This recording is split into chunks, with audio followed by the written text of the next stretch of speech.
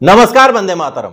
दोस्तों, स्वागत है आप सबका सैनिक पाठशाला में। आए दिन पेंशनर्स के मन में एसीपी और एमएससीपी से जुड़े हुए कई सारे सवाल उठते हैं दोस्तों।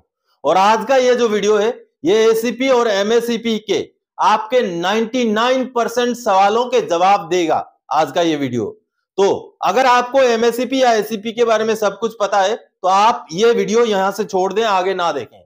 लेकिन अगर आपको कुछ भी ऐसा लगता है कि एमएससीपी या एसीपी के बारे में मुझे डाउट्स क्लियर करने हैं तो आज का ये वीडियो जरूर देखें दोस्तों, क्योंकि आज के इस वीडियो में एसीपी और एमएससीपी के हर पहलू को, हर बात को मैं क्लैरिफाई करूंगा। जैसे आप बोर्ड पर देख पा रहे हैं, कई सारे मैंने पॉइंट्स लिखे हुए हैं और कैटेगरी वाइज एसीपी और एमएससीपी को बांट रखा है, जिससे आपको एसीपी और एमएससीपी को समझने में बहुत आसानी होगी। और साथ ही साथ आपको पीपीओ देख करके समझाऊंगा कि पीपीओ में कैसे चेक करना है कि आपको एसीपी मिला है या एमएससीपी मिला है या नहीं मिला है।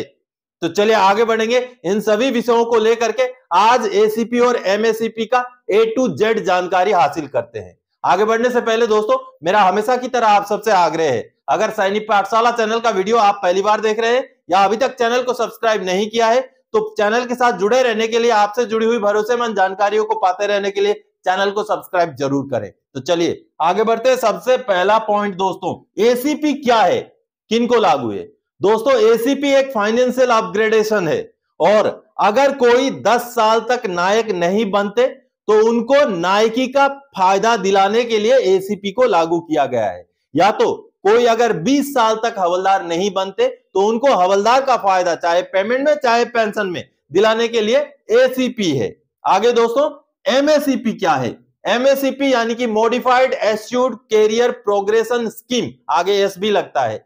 तो ये है दोस्तों उनके लिए जिनका प्रमोशन समय से नहीं हो पाता और 1 जनवरी 2006 से ये लागू है। अगर आप 8 साल सर्विस करने के बाद भी नायक नहीं बनते तो आपको एमएससीपी के हिसाब से नायक का पेमेंट दिया जाएगा। आगे जो पेंशन में भी नायक के हिसाब से ही आपको फिक्सेशन किया जाएगा। अगर आपकी सर्विस 16 साल है, आप हवलदार नहीं बन पाए तो आपको हवलदार के हिसाब से अपग्रेडेशन दिया जाएगा जो पेंशन में भी लागू रहेगा। और अगर आपकी सर्विस 24 साल है तो आपको नायब सूबेदार के हिसाब से पेंशन या पेमेंट में बढ़ोतरी दी जाएगी।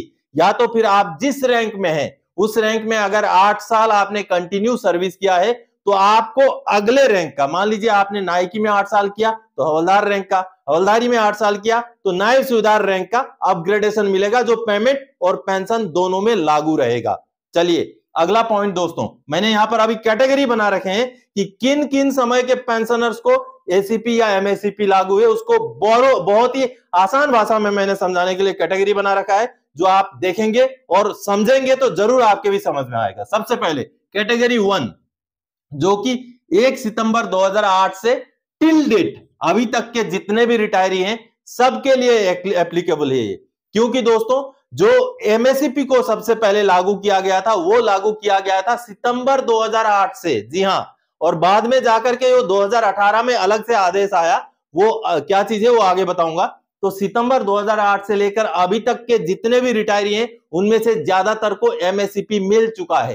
कुछ अभी भी छूटे हैं, बहुत कम छूटे हैं, तो उनको जानकारी रखने की जरूरत है कि आपको जो मैंने अभी कंडीशन बताए उस कंडीशन में आप आते हैं 8 साल, 16 साल, 24 साल या एक ही रैंक में 8 साल वाले कंडीशन में, तो आपको लागू है। आगे मैं और भी पॉइंट बताऊंगा कि क्या ऐसी रीजन है जिससे आपको एमएससीपी ना लागू हो, ऐसे क्या रीजन है वो भी बताऊंगा। तो अगर आप सितंबर 2008 से अभी तक के रिटायरी हैं और अगर आपको एमएससीपी नहीं मिला है तो आपको लागू है, आगे समझाऊंगा मैं कैसे लागू है। अगला कैटेगरी है दोस्तों कैटेगरी 2, जो कि जनवरी 2006 से लेके 31 अगस्त 2008 के बीच के रिटायरीज के लिए, क्योंकि ये जो ड्यूरेशन है ये सबसे महत्वपूर्ण वो तबका है। इस बीच के अगर आप रिटायरी हैं तो आपको भी चेक करना चाहिए, क्योंकि दोस्तों माननीय सुप्रीम कोर्ट का ऑर्डर आने के बाद ही इस ड्यूरेशन के पेंशनर्स को एमएससीपी लागू किया गया था।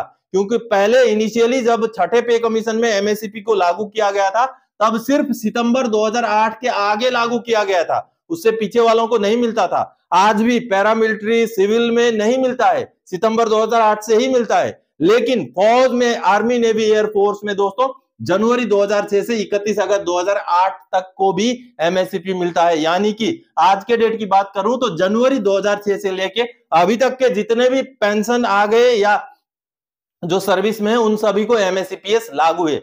तो ये जो कैटेगरी है जनवरी 2006 से लेके 31 अगस्त 2008 के बीच के रिटायरी, इनके लिए 25 जुलाई 2018 को एक लेटर निकाला गया जो डिफेंस मिनिस्ट्री का लेटर है। अब ये जो सामने आप लेटर देख पा रहे हैं, इस लेटर के तहत लागू किया गया था एमएसीपीएस 1 जनवरी 2006 से। अब इस लेटर में जैसे आप देख पा रहे हैं कि भारत के राष्ट्रपति ने इसको घोषणा किया है। जो फॉर आप देख पा रहे हैं, फॉर यानी कि किसको बदला गया है, 1 सितंबर 2008 वाले डेट को बदल करके नीचे रीड में आप देख पा रहे हैं 1 जनवरी 2006 कर दिया गया है।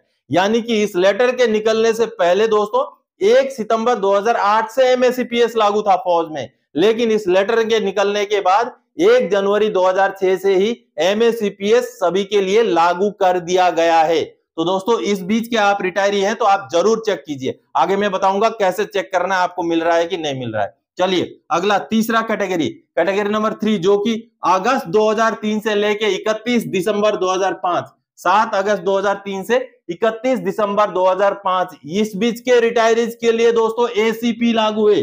जी हां, एसीपी लागू है। ये जो सामने लेटर आप देख पा रहे हैं जो कि भारत सरकार का डिफेंस मिनिस्ट्री का लेटर है, और ये लेटर भी 7 अगस्त 2003 का ही है, और इसी लेटर के तहत एसीपी लागू किया गया है 7 अगस्त 2003 से लेकर के आगे 31 दिसंबर 2005 तक। क्योंकि 2005 तक, क्योंकि 1 जनवरी 2006 से आगे फिर एमएसीपीएस लागू हो जाता है, जिस वजह से केवल और केवल 7 अगस्त 2003 से 31 दिसंबर 2005 के बीच के रिटायरीज के लिए ही एसीपी लागू है। और एसीपी के लिए 10 साल में नायक, 20 साल में हवलदार, इससे ऊपर एसीपी नहीं है। एसीपी सिर्फ 2 ही ग्रेड के लिए है दोस्तों। आगे अगला कैटेगरी नंबर 4, जो कि 6 अगस्त 2003 से पुराने रिटायरी। अगर आप भी 6 अगस्त 2003 या उससे पुराने रिटायरी हैं, उससे पहले के रिटायरी हैं, तो आपको एसीपी एमएससीपी कुछ भी लागू नहीं है। उससे जुड़े हुए आप सवाल ही ना करें, क्योंकि उनके लिए एसीपी एमएससीपी लागू नहीं है दोस्तों। चलिए अब बहुत महत्वपूर्ण पॉइंट्स हैं जो समझते हैं। सबसे पहला पॉइंट, डीएससी वालों को एमएससीपी एसीपी लागू है। जी हां, लागू है। डीएससी वालों को भी एमएससीपी लागू है, लेकिन 1 जनवरी 2016 और उसके बाद के रिटायरीज को। सूबेदार में 8 साल से ज्यादा सर्विस में सूबेदार मेजर का एमएससीपी मिलेगा, यह भी सवाल पूछा जाता है। जी नहीं दोस्तों, अगर आप सिपाही से भर्ती हैं तो आगे 3 ग्रेड का ही एमएससीपीएस मिल सकता है। यानी कि आप जिस भी रैंक में भर्ती हुए हैं उसके आगे 3 का ही आपको अपग्रेडेशन मिलेगा। यानी कि सिपाही रैंक में आप भर्ती हैं तो नायक का, हवलदार का या नायब सूबेदार तक का ही आपको एमएससीपी लागू है। हाँ, अगर आप डायरेक्ट हवलदार में भर्ती हैं, जैसे मास्टर जी होते हैं या सर्वे जो हवलदार होते हैं, उसमें अगर आप भर्ती हैं तो आपको आगे फिर नायब सूबेदार, सूबेदार मेजर तक का भी एमएससीपी लागू है। आप अगर डायरेक्ट नायब सूबेदार भर्ती हैं, आरटीजेसीओस वगैरह होते हैं, उनके लिए फिर आगे सूबेदार मेजर और ऑनरेरी लेफ्टिनेंट तक का भी उनको एमएससीपीएस लागू है। जी हाँ, नायब सूबेदार भर्ती वालों के लिए ऑनरेरी लेफ्टिनेंट का भी एमएससीपीएस लागू होता है। तो अगर आप सिपाही के भर्ती हैं, आगे जाके सूबेदार बनते हैं, सूबेदारी में 8 साल सर्विस है, आप सोचे कि एमएससीपी जो है आपको सूबेदार मेजर का मिल जाएगा, तो नहीं मिलेगा। इस पॉइंट को समझना है आपको। चलिए अगला पॉइंट, किस किस वजह से एसीपी एमएससीपी रुक जाता है। दोस्तों केवल 2 वजह हैं जिससे आपका एसीपी और एमएससीपी रुक जाए। नंबर 1 वजह, आपने प्रमोशन के लिए अनविलिंग अगर किया हुआ है तो आपको एमएससीपी लागू नहीं है। वो भी अगर आपने प्रमोशन के लिए अनविलिंग 16 साल खत्म होने के बाद किया है तो 16 साल वाला एमएससीपी आपको लागू है। यानी कि आपने जिस दिन अनविलिंग किया उसके बाद का अगर आपका एमएससीपी का डेट है तो आपको उसके बाद का एमएससीपी लागू नहीं है। अब दोस्तों दूसरा जो रीजन है वो है, आपको कोई ऐसा पनिशमेंट मिला हुआ है जिससे आपका प्रमोशन रुक जाता है, तो वैसे कंडीशन में एमएससीपी भी रोक देगा वो पनिशमेंट। इसलिए कोई ऐसा पनिशमेंट नहीं मिला हुआ होना चाहिए जिससे आपका जो है प्रमोशन रुक जाए। आगे बता दूं, कैडर अनविलिंग के लिए, दोस्तों कैडर अनविलिंग के लिए भी जो रिकॉर्ड्स हैं, जो यूनिट्स हैं, वो एमएससीपी के लिए मना करते हैं। लेकिन कई सारे मान्य एफटी के जो है केस के एग्जांपल्स हैं, ऑर्डर्स हैं, जिसमें कैडर अनविलिंग को जो है एमएससीपीएस ग्रांट करने के लिए मान्य कोर्ट ने आदेश दिया हुआ है। तो कैडर अनविलिंग के लिए ये थोड़ा सा एक कंडीशन है। अगला दोस्तों सवाल, अगर सर्विस 4 दिन, 10 दिन, 20 दिन या कुछ महीने कम पड़ जाए तो। जी हां, ऐसे भी केसेस हैं, किसी के 4, 10, 15, 20 दिन कम पड़ जाते हैं सर्विस, जैसे कि 23 साल 11 महीना 28 दिन, 23 साल 11 महीना 20 दिन, या 23 साल 10 महीना, या किसी का 15 साल 8 महीना। तो ऐसे में क्या होगा, अमूमन ऐसे में पार्ट टू ऑर्डर नहीं किया जा सकता, क्योंकि फिजिकल सर्विस की जरूरत होती है। आपने 24 साल पूरा कर दिया, उसमें अगर 1 महीने का ओएसएल पीरियड है जो एनक्यूएस में काउंट होगा तो आपको लागू नहीं है एमएससीपीएस। लेकिन अगर आपका एनक्यूएस पीरियड है, जैसे ओएसएल एडब्ल्यूएल की वजह से है, तो उसको रेगुलराइज का पार्ट टू ऑर्डर करने के बाद, उस पीरियड को रेगुलर करने के बाद आपको एमएससीपीएस लागू होगा। या तो फिर कई सारे कोर्ट के भी ऐसे ऑर्डर के एग्जांपल्स हैं जिसमें माननीय कोर्ट्स ने 10 दिन, 20 दिन, 2 महीने को माफी करते हुए एमएससीपीएस लागू करने का आदेश दिया हुआ है। लेकिन सीधे तौर पर अगर आप बोले, जैसे आपका 10 दिन कम पड़ गया, 20 दिन कम पड़ गया, 3 महीना कम पड़ गया, तो आपको मना कर दिया जाएगा एमएससीपीएस से, क्योंकि एमएससीपीएस के लिए आपको 8, 16 या 24 साल की जो नौकरी है वो फिजिकल नौकरी होनी जरूरी है दोस्तों। चलिए अगला महत्वपूर्ण सवाल, क्या फैमिली पेंशनर को भी एसीपी एमएससीपी लागू है? जी हां, लागू है। फैमिली पेंशनर को भी लागू है। कैसे लागू है?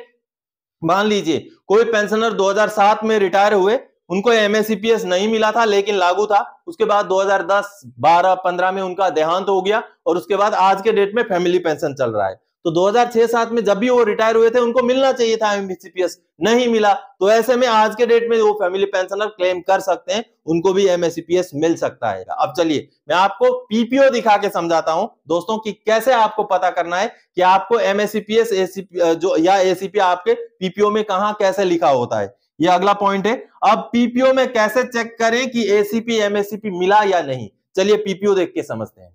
अब दोस्तों पीपीओ देख के आपको कैसे समझ में आएगा कि पीपीओ में आपको एमएससीपी मिला हुआ है या नहीं मिला हुआ है।